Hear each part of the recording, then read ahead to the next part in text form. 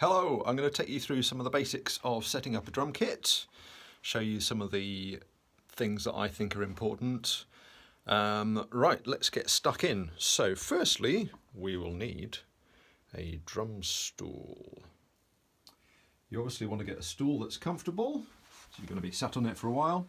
I would go for one that's got a screw thread adjustment or some other kind of smooth adjustment, rather than one with big steps. So you can make small changes to the height of your stool. Particularly useful if you're a growing kind of person. So sit yourself down, let your feet just fall naturally, but without them being tucked under. So notice that my lower legs are going pretty much straight down. If anything, they want to be slightly forwards. And this is so that my feet are not going to be restricted in their movement. You can try this for yourself. If you tuck your foot underneath, you'll find it's very hard to lift your toes off the ground, whereas if your foot's a bit further forwards, you've got much more freedom of movement there. Something else to notice is that my thighs, my upper legs, are actually, they're sloping very slightly downwards. You don't want them to be pointing upwards. Flat's fine. I think a little downward slope is good. And then if you're up on your toes on the pedals, then your upper leg's not going to go above flat. Okay. Notice where my feet are on the floor, this natural slightly outward angle. If you find that your feet naturally turn inwards or have an extreme angle, then you might want to just persuade them to go a little bit more in this sort of position. And this is where our pedals are going to go. Now, if they're too close together, then this is going to make it very difficult to find a space for the snare drum. So again, you might just have to play around with some angles side to side. So let's put the bass drum and hi-hat in place. Okay, I've taken the bass drum and hi-hat and I've positioned them so the pedals fall where my feet wanted to go naturally. Let's have a quick look at the bass drum. Notice that the spurs or legs are on the opposite side from the player and they are facing away from the player. This is because the idea behind the spurs is to stop the bass drum from moving away from you, and this is the best angle to make that happen. So I always try and adjust the legs so that they're equal amounts out, so that your drum sits level and the front hoop is just clear of the ground. Some people like to have it a little bit further up, but you don't want it resting on the ground, because then you're going to get a drum that wobbles. This hi-hat clutch is a bit fancy. It's got locking nuts designed to stop anything from going anywhere. Yours is much more likely to look something like this. This is a very standard hi-hat clutch. Let me tell you just quickly how it works. So you've got two nuts that go on the top, and the thin bits go facing each other. And these are designed that they screw together and lock in place, so they're not going to move. Then we've got a felt, then your cymbal goes in between, and then there's another felt. Felts are useful, stop your cymbals getting damaged. And then at the bottom we've got this special nut, and I don't know if you can see, it is entirely flat on one side and there's a beveled piece on the other side. And this might be different to yours, but in my case the bevel goes on the bottom. And so this screws on and it again locks in place. You can do it up quite tightly, and this shouldn't vibrate loose when you're playing, because obviously you don't want the top cymbal to fall off the clutch while you're playing. So like I said, this one's got locking devices. It's got a drum key locking piece at the top and also at the bottom. So some clutches like this are, you know what, they can be really annoying, because if you want to change your cymbals over, it takes a little bit longer because you've got to unlock these as well. But they tend to be much more secure, and your cymbals aren't going to go anywhere. Right, while I've got the cymbal off, let me show you this. Make sure you've got a felt, actually this one's rubber, but there's something soft that sits on the bottom, and there's usually a washer that goes underneath it. So we've got washer, felt, and then your bottom cymbal. Now this little thingy is a very handy invention. A little screw here which pushes up on the washer, which then pushes up on the felt, and this is designed to tilt the bottom cymbal so that when your hi-hats meet, you can control whether they meet totally flat or at an angle, which can be very useful if, for instance, these hi-hats are very thin, and sometimes if you're pedalling them, they can give a very sort of dead sound. It's not going to do it now, obviously. That's, yeah, that one, that sort of flat sound. So a little bit of tilt on the bottom cymbal should help to give a bigger sound. So that's what that's there for. Okay, so we now need a snare drum. That's our next thing to add in. So one of my big principles in setting up a kit is to use lots of the natural position of your body, the natural movements, ergonomics basically. So get my sticks, hold them in their natural grip, just let them fall on an imaginary surface, and that's where I'm going to put my snare drum.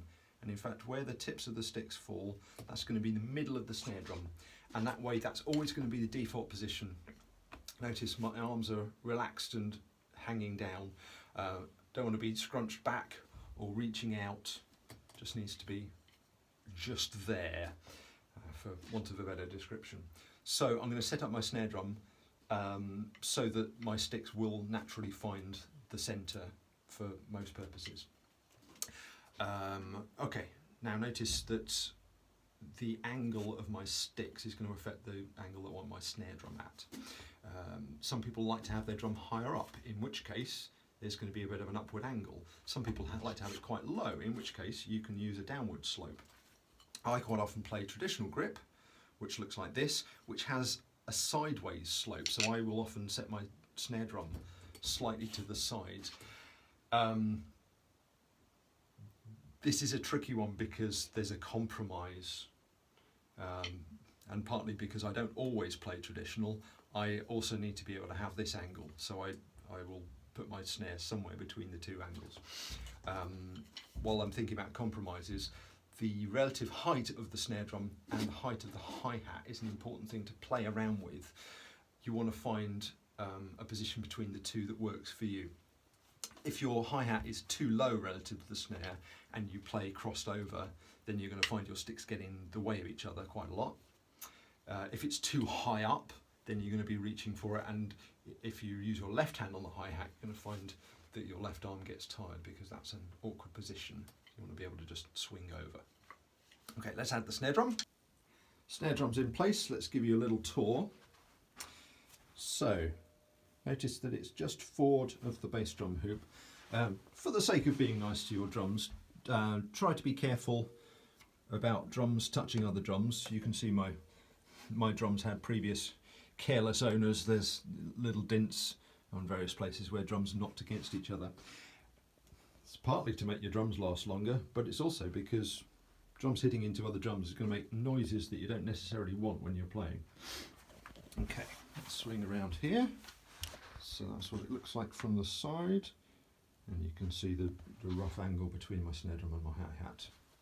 Okay, player's perspective, there we are, and there is that natural playing spot I showed you earlier. The next thing I'm going to add in is the toms. Using the sense of what's natural, I'm going to imagine where I'd like my toms to be.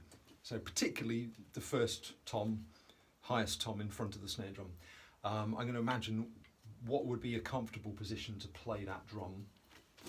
Obviously I'm going to have to keep clearance from the hi-hat. You don't want to end up punching that the whole time. This you might find that your mounting hardware won't let you get the drum exactly where you want to.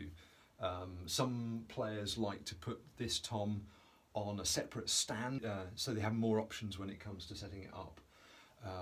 Or you might have it slightly further round to the right over the bass drum.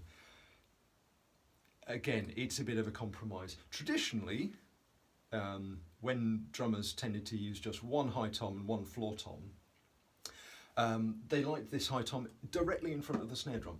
And it makes a lot of sense. If you're moving back and forth between those two drums, then straight forward and backwards, yeah, it works really nicely.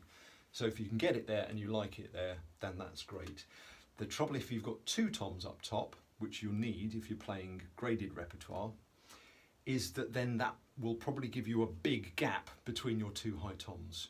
And I like to keep those two as pretty much as close together as possible for easy movement between them, but you can have a play around with that. Floor tom, the general rule here is to keep it either the same height or lower than the snare drum. You generally don't want it higher than the snare drum. So let's put the toms in place and you can see what that looks like. Toms are on. Here's a player's perspective. So you'll notice that my highest tom is a little bit further right than actually I would like it to be, but that's so I can get it next to the middle tom. And these are as level as I can make them and the same sort of angle, so I can move nice and easily between those. As I say, floor tom, slightly lower, actually a couple of inches now, but slightly lower than the level of the snare drum. There are about as many different ways to mount toms as there are drum manufacturers. So some of these have wing nuts and some adjustments you'll need a drum key for. General rule here is make sure you loosen the moving parts before you try and adjust the position of your drums. And this is just going to make sure it lasts longer. If you keep hoiking your drums around without loosening the screws first, then these bits aren't going to last anything like as long, and you'll find that, yeah, particularly joints like this, they develop a droop and then your drums disappear out of view when you're playing, or they'll knock into your bass drum. Right, while I'm here, now this is quite a relatively small bass drum size, and these are relatively shallow toms, so actually you can see I've got no problem with clearance. If you are using a large bass drum and you've got deep toms, then you might be stuck into having to have your toms a little bit higher, and like I said earlier, this will mean that they're at a greater angle. So generally the lower down they are, the flatter they want to be, and the higher up, the more angled they are. Next up is ride cymbal, and again it's just, you want to find a natural position for it. Notice that when your hand goes out to the side, a more comfortable position is to play in what's known as French grip, thumb on top, and this gives a much larger angle for your drumstick. So immediately your cymbal's going to need to be angled a bit more. See people trying to play on a cymbal that's flat and high up, and it looks really awkward, however you do it. Okay. Natural playing spot on the ride cymbal is about halfway from the edge to the edge of the bell. This depends a bit on the cymbal, but it's about here.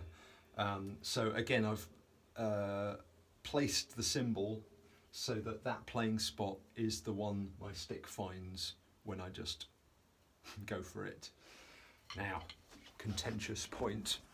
I have quite strong feelings about this. So, upper view.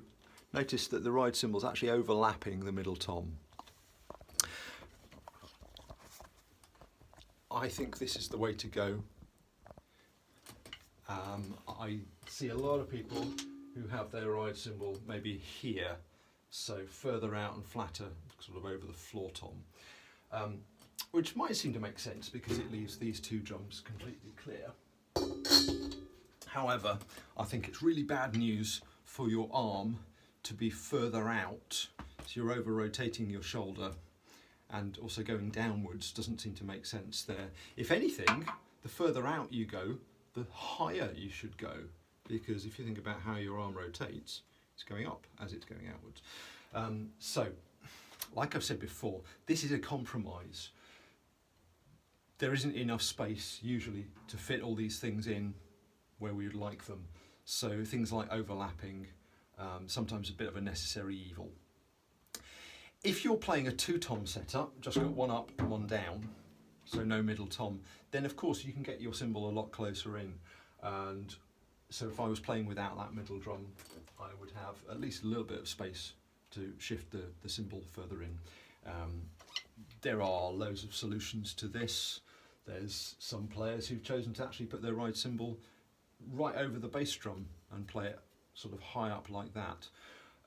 Some people like to have their ride on the hi-hat side. Basically, if it works, it works. Just two more things to add for our standard kit, which are the crash cymbal and the music stand. Obviously, you might not need or use a music stand all the time, but I'm going to show you how I like to orient them. Okay, crash and music stand are in place. This is a good time to talk about some more angles things. On the ride, generally, we're playing with the tip of the stick, so we want the stick to be very slightly angled downwards towards the cymbal. On the crash, on the other hand, we're generally playing with the side of the stick on the edge, so we want the cymbal a little bit flatter relative to the angle of the stick. And I like to put it so it's not going to be too much in the way of the first tom. Here's a top-down view. Actually makes it look more overlap than it is. And equally, let's go right up on top. I don't want it to be in the way when I'm playing the hi-hat, but I want it to be close enough that I can get between those two nice and easily. Right, now finally, music stand. This one might be a little bit contentious. I know lots of people, particularly band directors, who like to get their drummer to put the music stand there, in between the two toms, so that it's in the view of the conductor. Seems to make a lot of sense. I don't think that makes enough sense, partly because if you put your music stand there, by the time it's the other side of the bass drum, you have no chance of turning pages while you're playing. Yeah, without stopping at all. Having it over to the side means it's within easy grabbing distance of your left hand. Oh, yeah, and on that point, notice hi-hat clutch, left hand side, cymbal adjustment also with my left hand, snare release down here on the left hand side, so I can do all of these adjustments while I'm playing, while I'm keeping time with my right stick wherever it is. So music stand is very slightly overlapping the back of the hi-hat, doesn't need to, could be a bit further back, but yes, it is over to the side, so I'm facing straight ahead here, and so it's off to the side by maybe 30 degrees or so. One final point, I guess, about electric kits.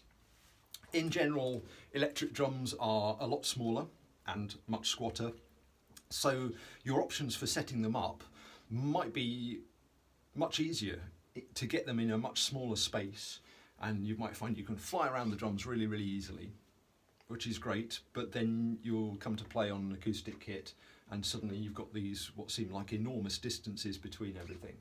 So I would strongly encourage you to set up an electric kit with the drums and cymbals in a similar place to what you'd find on an acoustic setup. Something else you might have on electric drums, your hi-hat surface and pedal might not be attached. So again, because you're going to need to be able to play on an acoustic kit at some point, have your hi-hat surface directly above the pedal. Now notice it's the end of the pedal that's underneath the middle of the hi-hats, so that might make a difference to the setup. And also, hi-hats are relatively flat. So if you're able to change the angle, I would strongly suggest you set it flat. Hope that's been useful. Let me know if I've missed anything important.